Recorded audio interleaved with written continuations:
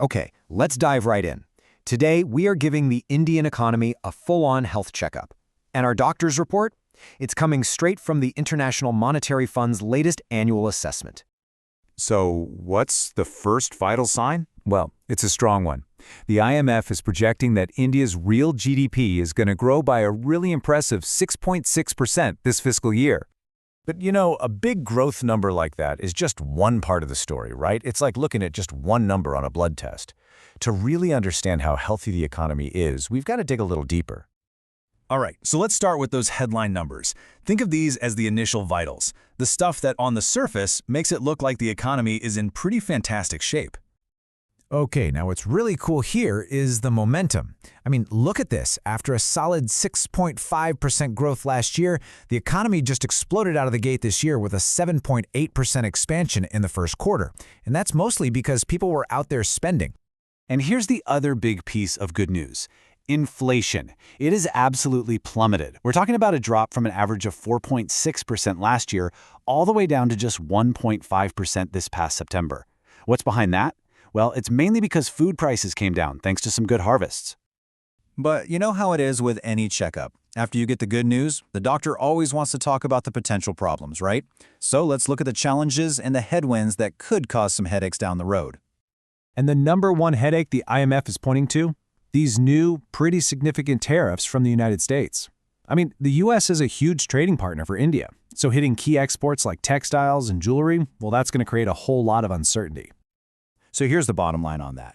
These tariffs, they're definitely a drag. They're expected to shave about 0.4 percentage points off of growth. But, and this is a big but, the IMF thinks that some of India's own domestic reforms, like tweaking the GST, are actually helping to cushion that blow. For now, anyway. And it's not just about tariffs. The IMF is also running a kind of stress test for other big risks. Things like geoeconomic fragmentation, which is just a fancy way of saying growing tensions in global trade. Plus, you've got things like wild, unpredictable weather that could mess with crops and send inflation creeping back up. Okay, so we've got the diagnosis, we see the good stuff and the potential problems. So what's the IMF's prescription? What's the plan for keeping the economy healthy for the long run? Well, they've laid out a pretty comprehensive four-point plan. Let me break it down. First, the government needs to build up its savings, for a rainy day. Second, the folks setting interest rates need to stay flexible and just follow the data. Third, strengthen the banking system. And finally, and this is the big one, India has to push through some really deep structural reforms. And let me tell you, the IMF board is really hammering this last point home. Just look at this quote from their assessment. They're not just saying these reforms would be nice to have. They're saying they are absolutely critical if India wants to hit that next level and become an advanced economy. So what are these structural reforms they keep talking about? What do they actually mean? This is really the heart of the IMF's long-term wellness plan for the economy. First on the list, deeper trade integration. In simple terms, that means opening up the economy more. You lower those trade barriers and a few really great things happen. Businesses get access to more stuff from abroad, you stir up some healthy competition, and you make the country a much more attractive place for foreign investment and all the new tech that comes with it. Number two is about making the labor markets more flexible. See, the IMF is basically saying that when regulations are too strict, it can actually hold companies back from growing. But if you bring in these new labor codes, it could make it way easier for smaller firms to expand, to become official, formal businesses, and ultimately to create more of those good, stable jobs that people really need. And the third engine of growth? It's really about doubling down on a few key things. Keep pushing on public investment, building roads, ports, that kind of thing. Slash the bureaucratic red tape that just slows everything down, and pump more money into R&D. It's all about paving the way for better productivity and more innovation down the line.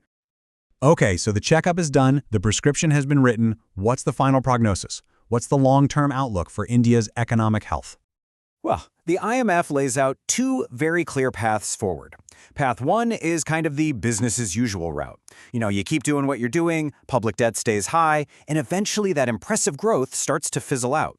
But then there's path two, the path of bold reforms. And if India takes that path, it could unlock so much more potential and make that dream of becoming an advanced economy totally achievable. So what's the big takeaway from all this? It's pretty simple, really. The economy's current health is good, no doubt about it. But getting to that next level, realizing its full potential, that all comes down to whether India is willing to follow the doctor's orders and actually go through with these tough but really necessary reforms. And that really leaves us with the big, final question, doesn't it? Can India actually implement this tough prescription to unlock all that potential? The answer to that is going to shape the future for over 1 billion people.